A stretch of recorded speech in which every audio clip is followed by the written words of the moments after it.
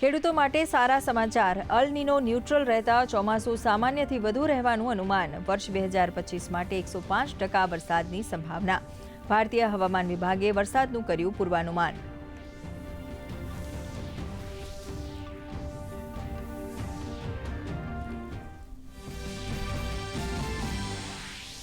રાજ્યમાં ગરમીનો બીજો રાઉન્ડ. આગામી 7 દિવસ દરમિયાન વાતાવરણ સૂકું રહેવાની આગાહી. કંડલા, બનાસકાંઠા, સાબરકાંઠા, દીવ, રાજકોટ, કચ્છ માટે જાહેર કરાયું ગરમીનું યલો એલર્ટ.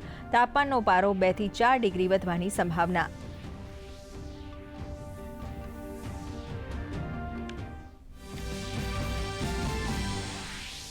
વિદેશ મંત્રી ડોક્ટર એસ જયશંકરે નર્મદા જિલ્લાને ₹11.66 કરોડના વિકાસ કામોની આપી ભેટ. રાજપીપળા સ્થિત પાસપોર્ટ સેવા કેન્દ્રની મુલાકાત લઈ પાસપોર્ટ માટે આવેલ નાગરિકો સાથે કર્યો સંવાદ. લાચરસ ગામે સ્માર્ટ ક્લાસરૂમ અને આંગણવાડીનું લોકાર્પણ કરી અમૃત સરોવરનું કર્યું નિરીક્ષણ. સૂક્ષ્મ સિંચાઈ પદ્ધતિ અપનાવવામાં ગુજરાતની હરણફાળ. પાણીના ઓછા સ્ત્રોત વચ્ચે 3 ગણો પિયત વિસ્તાર વધતો હોવાનો ફાયદો લેવામાં બનાસકાંઠા જિલ્લો પ્રથમ, જૂનાગઢ દ્વિતીય અને રાજકોટ જિલ્લો તૃતીય ક્રમે.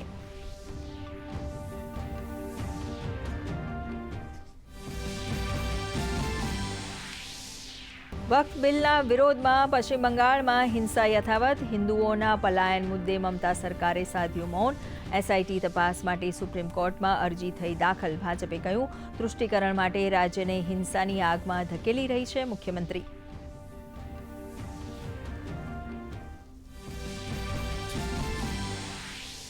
બિહાર ચૂંટણીને લઈને વધ્યો રાજકીય ગરમાવો. દિલ્હીમાં આરજેડી અને કોંગ્રેસ વચ્ચે મહત્વની બેઠકોની વહેંચણી સહિત મહત્વના મુદ્દાઓ અંગે ચર્ચા.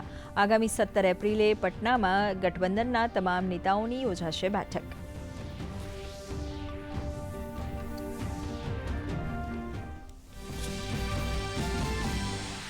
બીજા સમન્સ બાદ ઈડી સામે હાજર થયા રોબર્ટ વાડ્રા. હરિયાણા જમીન ગોટાળા સાથે જોડાયેલા કેસમાં થઈ રહી છે પૂછપરછ.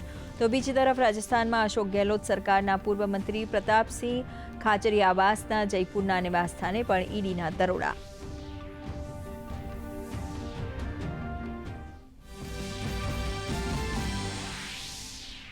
ટેરિફ રાહતની શેરબજાર પર અસર. બીએસઈ સેન્સેક્સ 1600 અંકનો તો નિફ્ટીમાં 500 અંકનો ઉછાળો. તમામ સેક્ટરમાં તેજી. સોના અને ચાંદીના ભાવમાં સામાન્ય વધારો.